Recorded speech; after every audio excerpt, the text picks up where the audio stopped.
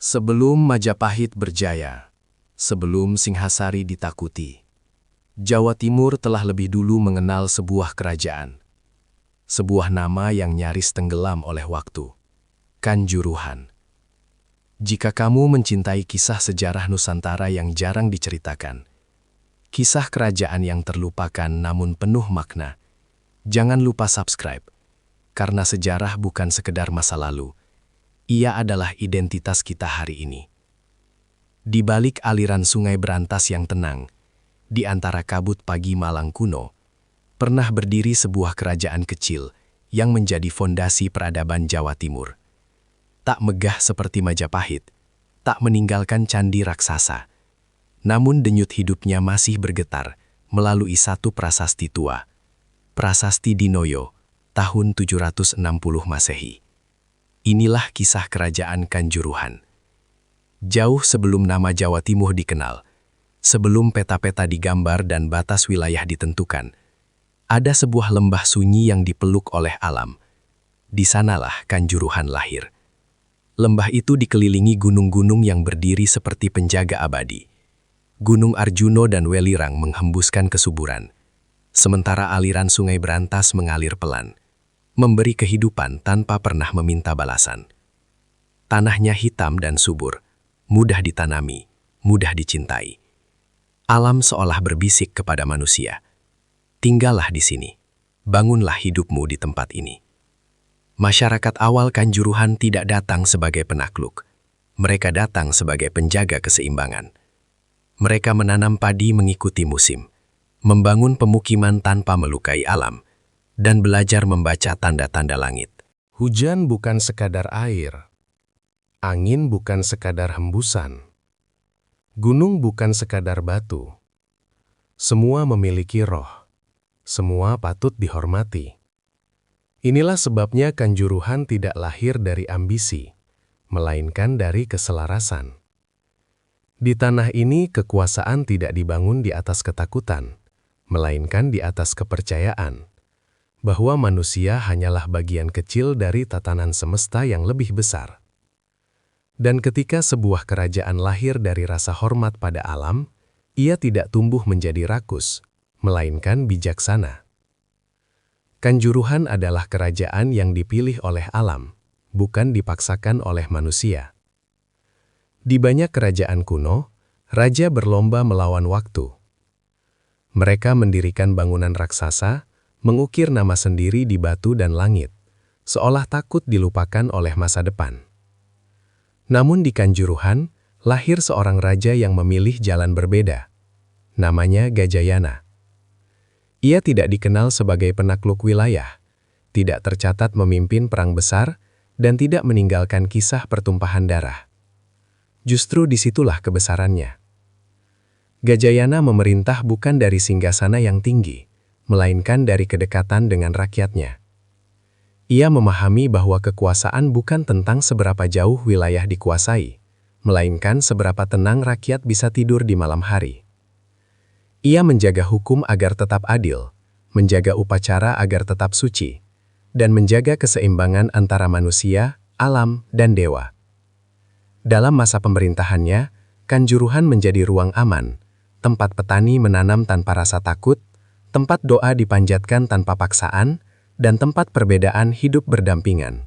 Gajayana tidak meminta rakyatnya mengingat namanya. Ia hanya meminta satu hal, agar nilai yang ia jaga terus hidup setelah ia tiada. Ketika ajal menjemputnya, tak ada jeritan kekuasaan yang runtuh, tak ada perebutan tahta yang berdarah. Yang tersisa hanyalah keheningan penuh hormat. Dan dalam keheningan itulah, rakyat Kanjuruhan menunjukkan siapa sebenarnya Gajayana. Mereka tidak mengabadikannya sebagai dewa. Mereka memilih Agastya, simbol kebijaksanaan dan pengetahuan, seolah berkata, "Raja kami bukan ingin dipuja, ia ingin kami belajar." Gajayana pergi tanpa monumen dirinya, namun meninggalkan sesuatu yang jauh lebih abadi, keteladanan. Di Kanjuruhan, keabadian tidak diukir pada patung, melainkan pada cara hidup. Ketika seorang raja wafat, Biasanya rakyat membangun patung dirinya, menjadikannya dewa, mengangkatnya ke langit agar tetap berkuasa, bahkan setelah mati. Namun Kanjuruhan memilih jalan yang sunyi. Tak ada arca Raja Gajayana, tak ada wajahnya diabadikan. Yang berdiri justru sosok Agastya, resi tua dengan perut buncit, tongkat sederhana di tangan, dan wajah yang tenang. Agastya bukan dewa perang, ia bukan simbol kekuasaan. Ia adalah penjaga ilmu dan kebijaksanaan. Pilihan ini bukan kebetulan. Rakyat Kanjuruhan seakan berkata pada masa depan, pemimpin kami tidak ingin dikenang sebagai yang dipuja, melainkan sebagai yang mengajarkan. Dalam kepercayaan Hindu awal di Jawa, Agastya adalah penghubung. Ia membawa ajaran dari utara ke selatan, menyebarkan pengetahuan, bukan ketakutan. Dengan menempatkan Agastya di pusat pemujaan, Kanjuruhan menegaskan satu nilai penting, bahwa kekuasaan harus tunduk pada kebijaksanaan. Di hadapan arca itu, para Brahmana membaca mantra, para petani menundukkan kepala, dan para pemimpin mengingat batas dirinya. Tak ada manusia yang lebih tinggi dari Dharma. Tak ada raja yang lebih besar dari kebenaran. Agastya berdiri di tengah masyarakat Kanjuruhan bukan sebagai penguasa langit, melainkan sebagai pengingat bahwa ilmu tanpa kesombongan adalah bentuk kekuatan tertinggi. Dan mungkin disitulah jiwa Kanjuruhan sebenarnya bersemayam, bukan pada istana yang runtuh, bukan pada tahta yang hilang, melainkan pada keyakinan sederhana bahwa manusia harus belajar sebelum memerintah. Waktu dapat meruntuhkan istana, menghapus nama raja, dan mengubur sebuah kerajaan di bawah lapisan tanah dan ingatan. Namun batu menyimpan rahasia. Di sebuah tempat bernama Dinoyo, terdapat sebongkah batu tua dengan ukiran yang nyaris aus. Tak bersuara, tak bergerak, namun menyimpan jeritan sejarah. Itulah prasasti Dinoyo. Ditulis pada tahun 760 Masehi, dengan aksara Kawi dan bahasa Sanskerta, prasasti ini bukan sekedar catatan keagamaan. Ia adalah bukti keberadaan. Bukti bahwa Kanjuruhan bukan mitos, bukan dongeng yang lahir dari cerita lisan. Di dalamnya tercantum nama Raja Gajayana, kisah pembangunan tempat pemujaan, dan penghormatan terhadap Agastya. Tak ada kisah penaklukan, tak ada daftar musuh yang dikalahkan. Yang tertulis justru tentang bakti, pengetahuan, dan keseimbangan. Seolah kerajaan ini ingin berkata, jika kami harus dikenang, ingatlah nilai kami, bukan kejayaan kami. Prasasti ini menjadi satu-satunya suara Kanjuruhan yang berhasil menembus kabut waktu. Ia berdiri sendiri, sunyi, namun jujur. Bayangkan tangan seorang pemahat batu yang mengukir setiap huruf dengan kesadaran bahwa inilah pesan untuk masa depan, untuk kita. Bukan untuk dipuja, melainkan untuk dipahami. Dan hari ini, saat kita membaca ulang ukiran itu, prasasti Dinoyo seakan berbisik. Kerajaan boleh hilang, tetapi kebenaran akan selalu menemukan jalannya. Di antara semua peninggalan yang lenyap, prasasti ini tetap bertahan, menjadi denyut terakhir Kanjuruhan yang masih bisa kita dengar. Tidak semua kerajaan runtuh oleh api dan pedang. Tidak semua akhir ditandai jerit perang atau tembok yang roboh. Kanjuruhan menghilang dengan cara yang berbeda. Tak ada catatan penyerbuan, tak ada kisah pengkhianatan. Tak ada darah yang mengalir di halaman istana. Yang ada hanyalah kesenyapan. Perlahan, nama Kanjuruhan tak lagi disebut sebagai pusat kekuasaan. Wilayahnya melebur, tradisinya menyatu, dan generasinya berjalan ke masa depan dengan membawa nilai-nilai lama dalam bentuk yang baru. Sejarah mungkin menyebutnya sebagai lenyap. Namun sejatinya, Kanjuruhan tidak kalah. ia memilih memberi jalan. Seperti sungai yang membelah diri untuk melahirkan aliran-aliran baru, Kanjuruhan mewariskan jiwanya kepada kerajaan-kerajaan setelahnya. Dari sanalah kelak tumbuh struktur pemerintahan yang lebih besar, keyakinan yang lebih kuat, dan peradaban yang lebih matang. Tak semua kejayaan harus bertahan selamanya. Ada yang memang diciptakan untuk menjadi pondasi, bukan puncak. Dan Kanjuruhan memahami itu. Ia tidak memaksa sejarah untuk mengingat namanya. Tidak menuntut monumen, tidak menjerit minta dikenang. Ia pergi dengan tenang, meninggalkan ruang agar masa depan bisa tumbuh. Dalam kesunyian itulah, Kanjuruhan justru menunjukkan kebesarannya.